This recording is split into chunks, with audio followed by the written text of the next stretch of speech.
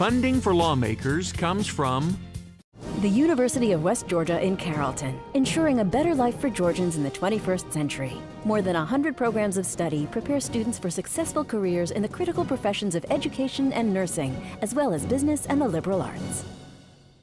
The Georgia Chamber of Commerce, the voice of Georgia's business community, over 4,000 members strong, working with lawmakers for over 90 years to make sure that our state remains a place where companies thrive.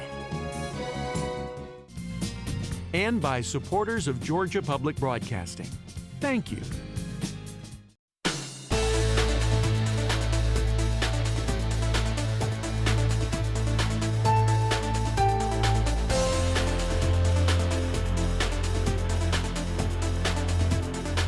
This is Lawmakers. Here are your anchors, Anwandi Lawson and David Zelski.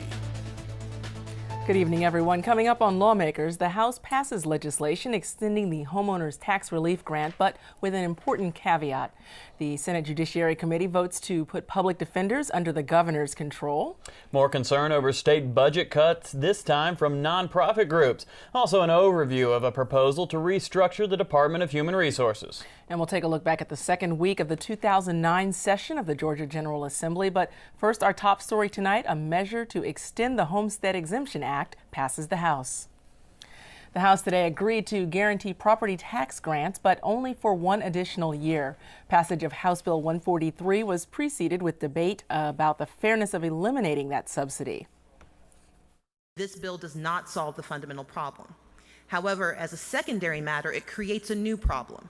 And that new problem is that we eliminate what homeowners have come to rely on, whether we intended it as a grant or not. Those of us who went to law school understand the notion of common law marriage. You may not have intended to get married, but if you stay around too long, you are. We have created a common law marriage through this grant. Homeowners rely on it, counties rely on it, schools rely on it, cities rely on it. And if we pass Section 2 of this bill, we will be saying, never mind, we changed our mind, we found somebody we like a little better. Representative Tommy Smith was one of the few legislators to speak in favor of the bill. The rich folks, they'll complain about the high property taxes, but they can pay it. But the ordinary, common citizens of our state, it's the folks that this legislation is addressed to do something to help the average folks, the poor folks, be able to keep their property and afford the taxes on it. House Bill 143 passed by a vote of 117 to 55 and now moves to the Senate. Yesterday, House Majority Leader Jerry Keene told reporters that House Resolution 1 would also be up for a vote today, but the proposed cap on property tax increases didn't make it to the floor. Lawmakers will bring you expanded coverage of today's property tax debate later in the broadcast. Yesterday, the Senate Judiciary Committee approved a measure that would strip power from the entire board of the Public Defender Standards Council. Lawyers with the council represent indigent defendants in criminal as well as death penalty cases. Lawmakers Valerie Edwards has more on this story. By a vote of 4-6, the State Senate Judiciary Committee, headed by Republican Preston Smith of Rome, elected to hand over control of the Public Defender Standards Council to its current director, Matt Crawford. The 4 votes against Senate Bill 42 came from Democrats Vincent Fort, Kasim Reed, and Robert Brown. State Senator John Crosby, a retired judge, was the lone Republican holdout against the measure. Senator Crosby was not available to comment for this story. Because Senate Bill 42 would permanently move the Public Defender Standards Council under the control of the governor's office, attorneys who oppose the measure say it poses a clear conflict of interest. Emmett Bonderant formerly chaired the Public Defender Standards Council between 2003 and 2008. Well, under the Georgia Constitution, there's an utterly clear separation of powers between the judicial branch and the legislative and executive branch of state government. You cannot have the governor running the public defender system because the executive department is the prosecution arm of state government. Few people realize it, but the governor is the chief law enforcement officer in the state. He is responsible for prosecuting the people whom the Standards Council is responsible for defending. However, the bill's sponsor doesn't agree. In fact, that question was asked to the Attorney General. About 2 weeks ago, he issued a formal opinion which said no, there's no problem with having an executive-based agency that is independently created.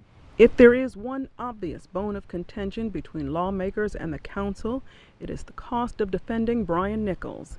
Exact figures have not been released in the case of the convicted Fulton County Courthouse shooter, but early estimates put the cost of the Nichols defense in the $2 to $3 million range. And that, says Senator Smith, is too much money. The Constitution requires that individuals accused of crimes be provided with an adequate defense, and that's the language of the Constitution. The big debate is, what does adequate defense mean? The Sixth Amendment to the U.S. Constitution defines adequate defense as a defendant's right to a speedy trial and to have assistance of counsel. And that, says Attorney Emmett Bondurant, is exactly what Brian Nichols received. Because Brian Nichols had an effective defense, because he had lawyers to represent him, he received a sentence of life without parole. He will spend the rest of his life in jail. He will not receive a death penalty. If he had been defended as the legislature would like him to be defended, he would be sitting on death row at the present time. Senate Bill 42 now heads to the powerful 17-member Senate Rules Committee, 3 of whom are attorneys. For Lawmakers, I'm Valerie Edwards. And in other news, the state's largest agency may be pared down into 3 smaller ones. Today, I talked to Representative Mark Butler about House Bill 228. That's the governor's proposed overhaul of the Department of Human Resources. DHR itself had grown so large. Some people may remember it was actually formed back in the Carter administration, back when Georgia was a different state. It was much smaller, and the population was much different. We were just a different place altogether. But as we have grown, the state has gotten much larger. We're one of the fastest growing states in the union. And so now, we had to go back and look at it. And it's the first time we've had a comprehensive look at this department since the Carter administration, and it's way past time.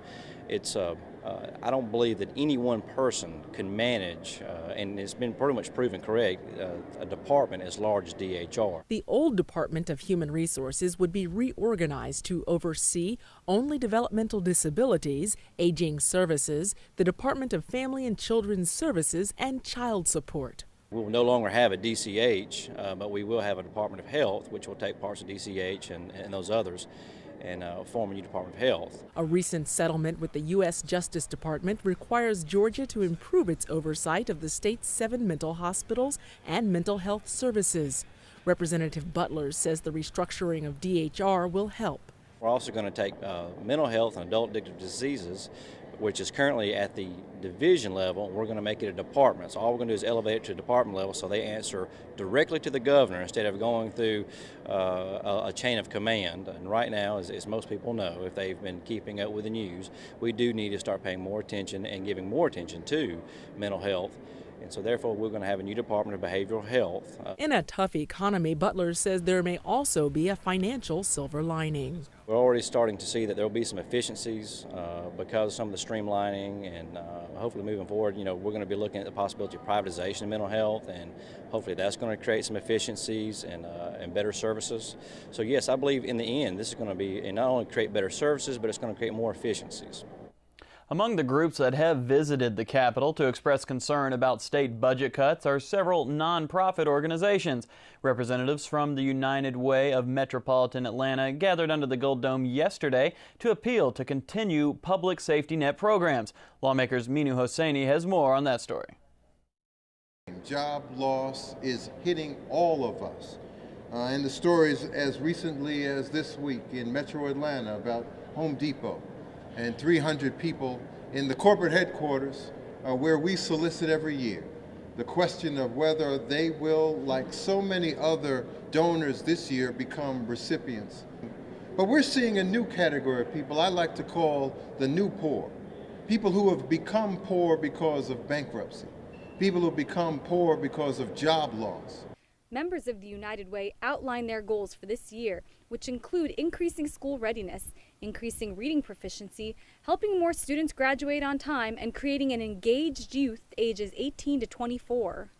Well, the goal for this session is just to engage with the public officials, to share with them what we see happening in the communities as a result of the recession, increased calls for help, just for the basics, food, clothing, shelter, and to ask as they make their difficult budget decisions to see how they can maintain the core essential services while they try to wrestle that budget deficit to the ground. A representative from the United Way said that their main goal this session was to prevent any further budget cuts from the public sector. Reporting for Lawmakers, I'm Minu Hosseini. Lieutenant Governor Casey Cagle took a few moments yesterday to discuss this year's proposal to improve Georgia's transportation problems. He still aims to move forward with a 1 penny tax voted on by individual counties and explains why he believes Georgians will be against a statewide tax measure like the one proposed by House Speaker Glenn Richardson. I don't think the taxpayers of Georgia are interested in passing the largest tax increase in Georgia history in the most difficult economic time that we face. I do think that we've got a great model that has worked over the years with the SPLOST concept. It's a special purpose local option sales tax that voters have the discretion of looking clearly at the project list and to determining whether or not they want to levy that sales tax to fund it. If they do, they get it. If they don't, then of course then the revenue stream is not there. A statewide sales tax, I think, would have deep problems on a statewide referendum, particularly in the economic times that we face. This is a program that's worked. It's worked successfully with eSPLOST and the General SPLOST, and I'm committed to it. Now, the T-SPLOST proposal in the form of Senate Bill 39 and Senate Resolution 44, sponsored by Senator Jeff Mullis, are expected to come to a vote on the Senate floor this Tuesday. Well, before voting to approve House Bill 143, the Homestead Exemption Act, Representative Bob Smith used a morning order to suggest a constitutional convention to revise state tax laws. Proposition. For the first time since 1877, we will call for a constitutional convention. We'll put all taxes on the table, all exemptions on the table. We'll elect members from 56 senatorial districts. And in 2 years, we'll vote on the recommendations from this. Time will tell whether Smith's constitutional convention will come to fruition. The debate on HB 143 began with questions about why the legislation is necessary when the General Assembly can simply appropriate the grants. The taxes that were collected up through December 31st of this past year the amount billed was reduced by an anticipated homeowner tax relief grant to be paid by us. Why? Because we appropriated it and the people relied on it. The governments relied on it. We have come back and found that in the recommended budget to be cut out of the budget. So if we don't act, make no mistake, every homeowner that will have to pay between $200 and $300. All this bill does is prospectively, this October, raises each and every one of your constituents, your homeowners, your voters' tax bill on their house, in my county, $265. It eliminates it, and I'll tell you why. Because sitting right here today, each and every one of us know that this year we are not going to hit this formula. Next year we are not going to hit this formula. No one thinks that we're going to have 3% growth plus inflation so that these amounts could be funded under this bill. A lot of the questions that I hear from my friends that have spoken here before about that this is a tax increase for next year, hogwash. That's not a tax increase. You better look in the mirror if you want to talk about tax increases. Let me tell you something. Anybody that's voted for the budgets of the last several years, you voted for tax increases. Every time you voted for a budget that cut the QB funding, you voted to raise your local property taxes. When does tax increases become a vote on a budget? It's been that way. Whenever you pass unfunded mandates, shame on you for making an issue out of this. Again, the House agreed that the current tax grants should be offered, but in future years, the appropriation will be based on an increase in state revenue. HB 143 was immediately transmitted to the Senate. Democrats say proposed cuts to the budget put undue stress on local school systems. Yesterday, when I talked to House Democratic leader DeBose Porter, he told me the education budget has little to do with tough economic times. We've cut education even in good times, and now in job training too. And again, all you do there is push that on local school boards who have already established a budget, already have teacher contracts, and the state's not assuming its responsibility again. We've got to do some things from this side to match and honor that commitment so that we don't continue to push things more and more on our local school boards, cities, and counties, and then take away the control that they have on it. And that's, I think, one of the problems we have between philosophically us and them is we're trying to fight for local control and not keep this burden in public safety and education and transportation and have the state assume the responsibility that it should. Well, we hear that there are several big transportation plans coming both out of the House and out of the Senate. I'm wondering, from what you've heard thus far, about the possibility of a statewide transportation plan and some of these other taxes that might be levied to pay for some of these things. What's the Democratic position on transportation? Well, of course, we came together last session at the very end in the House, and we had our proposal was to dedicate the fourth penny that's generated from motor fuel and dedicate that to any transportation project. What that does is it frees up money for state aid and LARP, which are local contracts for local governments and cities and counties, but at the same time gives us a way to commit for mass transit, which we need here in Atlanta, the metro area. We have federal money that has been designated for especially the rail line that goes to Griffin, but we have to do the state match, but you have to guarantee that you'll have the operation money for a certain number of years.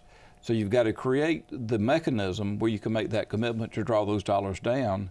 So it would be a combination of road improvements, but also a first look at mass transit. Look how many people take MARTA out to the airport now.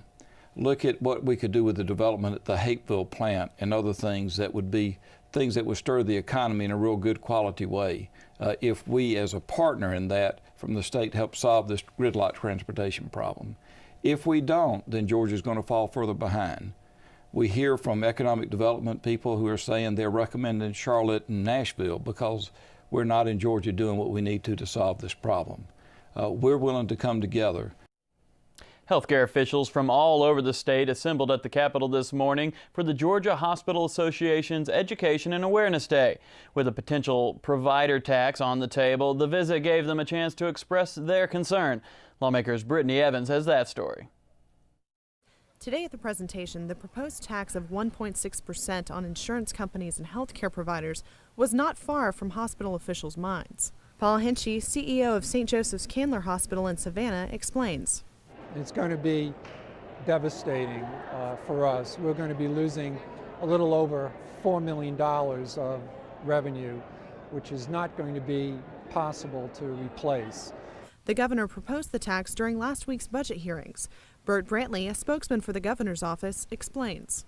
We've got about a $208 million hole in our Medicaid budget. That's actually for two reasons. One is the reduced revenues the state is seeing. And also, there's a change in federal law in the way that they allow us to fund Medicaid. If you look at all the different options, there's really no easy option at all.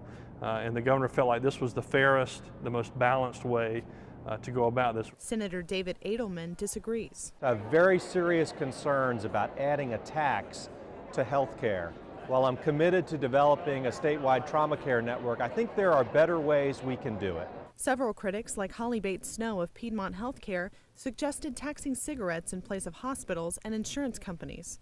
And it would have an elimination of a number of the smoking-related illnesses over time.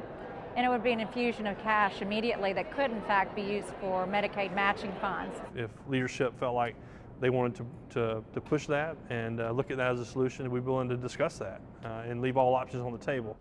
Many of the hospital officials we spoke to today also talked about the federal stimulus package as an alternative to the provider tax. They say if that plan is passed, Georgia may receive enough money to where the provider tax isn't necessary. Reporting for Lawmakers, I'm Brittany Evans.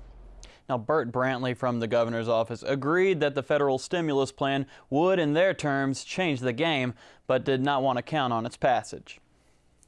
Transportation talks paved the way for this week's action in the General Assembly. Plans from both parties were discussed, along with plans opposite from the governors when it came to property tax relief grants. Here's a look back at this week in the Georgia General Assembly. On Monday, Senate Majority Leader Chip Rogers held a press conference to announce plans to create transportation projects across the state. In the short term, we need people back to work. We need the construction industry back up and rolling again. We need people building transportation projects. In the long term, this is very simple. We do not need to lose another job in Georgia because of transportation. Also on Monday, House and Senate appropriations leaders spent some time with Nwandi and I to discuss their plans for the state budget, which differ from Governor Perdue's when it comes to the annual property tax relief grants. A little different opinion than the governor. We think those are critical. We've made a commitment. Maybe they haven't benefited the property owners as much as they should have. It hasn't achieved the goal we were after. But we still think it's important to meet that commitment, and we are going to do our best to try to fund those grants in this, at least in the amended 09 budget. On Tuesday, Democratic Senator Steve Thompson unveiled a single plan that combines the ideas of a one-penny transportation tax and solidifying homestead property tax relief. What it would do was give the people of this state the opportunity to vote on a statewide sales tax for the purposes of transportation. It doesn't limit it to roads and bridges. It doesn't limit it to motor fuel tax. But the funding would create $2 billion a year. We include, to put in constitutional format, the homestead tax exemption for now and in perpetuity for the citizens of Georgia. Also on Tuesday, Senate Judiciary Chairman Preston Smith discussed SB 42, a plan that restructures the financially troubled Public Defender's Standards Council. Over the last couple of years, the council has really engaged in a very adversarial relationship with the legislative and executive branches. First, it transferred us from the judicial branch, where we belong, to the executive branch so we could be more easily controlled. Secondly, it took our director out from under our employ and put him working for the governor at the pleasure of the governor. On Wednesday, Senate Transportation Committee Chairman Jeff Mullis explained the revived T-SPLOS bill, which allows voters in each district to decide whether they want a 1-cent tax to improve their region's transportation. This year, we're way ahead of schedule. The Senate is 3 weeks ahead in passing their bill out so that we can work with the House as soon as they pass theirs to come together early. Also on Wednesday, Senator George Hooks invited the entire Senate to sign on to new ethics legislation dealing with campaign contributions. This one basically requires that any group or individual that has a contract with the state of Georgia and individuals within state government, that they report a campaign contribution within 2 working days or business days of that contribution. And on Thursday, both House Majority Leader Jerry Keene and Lieutenant Governor Casey Cagle discussed their plans for ensuring property tax relief. It does not in any way limit the ability of local government to raise revenues if they want to raise taxes. They'll simply have to do it the way that we do it, and that is raise the tax rate or the millage rate. Cap the assessments, so that gives predictability from one year to the next. Property owners will know very clearly that their assessment will be capped, and the only way that local county governments can raise their taxes is by increasing the millage rate. Also on Thursday, Senator Renee Unterman introduced 3 bills that she and Senator Jack Murphy will be carrying that combat sexual exploitation of minors. And that's a look back at this week under the Gold Dome. Senator Nan Orrock yesterday held a press conference in support of the Pearl of Wisdom campaign to help prevent the increasing numbers of cases of cervical cancer in the state of Georgia. Lawmakers' Andrea Hummel-Shelton has more. The Pearl of Wisdom campaign is spreading across the United States and around the globe in an effort to educate women and those who love women to take the steps necessary to protect ourselves against cervical cancer, to get regular screenings, and end in our lifetime the spread of this deadly disease, cervical cancer. The Cervical Cancer Elimination Task Force was created in 2005 and was given the mandate to reduce the costs and burdens of cervical cancer in Georgia. Cervical cancer. We're talking about a cancer that can be prevented so that our future generations will not have to face this risk of having a fatal cancer. A common method in cervical cancer prevention is the vaccination for the human papillomavirus, also known as HPV. Young ladies, girls, women, getting this vaccine, they will not get cervical cancer. And so it's a vaccine that every child should have. Reporting for Lawmakers, I'm Andrea Hummel-Shelton. There are 4 Georgia colleges, including 2 historic black colleges, that Senator Seth Harp said on Wednesday should be combined into 2 in an effort to save money. However, Senator Vincent Fort took the well yesterday to say that studies need to be done on the financial ramifications before going through with any kind of merger. We begin with Senator Harp. Directed to the Board of Regents and requesting that they consider the merger of Savannah State University with Armstrong Atlantic and Albany State University with Darton College. I offer this resolution because I believe that by merging these 2 white schools into these 2 historically black schools, we can take and make lemonade out of lemons. On this issue, we just fundamentally disagree, and I understand there's some work to try to arrive at a situation where we can study the issue. And that study is very much needed. It was needed before now, because one of the things that concerned me in this discussion, in this debate, was the lack of documentation. The lack of documentation as to cost savings. Up to this point of time, we have not received anything approaching any details, one shred of documentation, which speaks to the issue of cost savings. But beyond that, one of the things, the opportunities that we have as we look at this issue is to educate ourselves better on the role of historically black colleges. Coming up next week, we invite you to join us for a special live broadcast on Wednesday, February 4th. Georgia Supreme Court Chief Justice Leah Ward Sears delivers her 4th State of the Judiciary address before a special joint session at 10:30 a.m. We'll be broadcasting that address live on GPB Knowledge. GPB Knowledge is available to those with digital television receivers at your .3 of your local GPB transmitter, for example, 20.3 in Augusta or 8.3 in Atlanta. You can also watch the address online at gpb.org. That's at 10:30 a.m. on Wednesday. Lawmakers returns on Monday, and if you've missed any part of this broadcast, tune in tomorrow morning at 7 a.m. when Lawmakers repeats on GPB Knowledge. This episode of Lawmakers also repeats Monday morning at 5:30 a.m. here on GPB Television. You can also keep up with all the action under the Gold Dome daily on your local GPB radio station during Morning Edition, All Things Considered, and Georgia Gazette. Now, coming up next on GPB Television, we have Bert Wolf, Travels and Traditions. Tonight's episode featuring cruising in France. That's coming up next here on GPB. And that is our broadcast for this, the 10th legislative day of the 2009 session of the Georgia General Assembly. I'm David Zelski. And I'm Nwandi Lawson. Join us Monday at 7 for the next edition of Lawmakers, and have a great weekend.